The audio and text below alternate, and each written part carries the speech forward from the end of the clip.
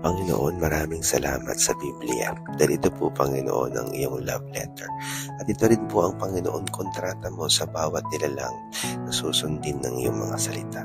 Ang pagpapala, Panginoon, ay para sa mga tao na nagninilay-nilay, binabasa, ninanamnam ang iyong salita at higit dun, inaalala, inuukit sa puso at sinusunod.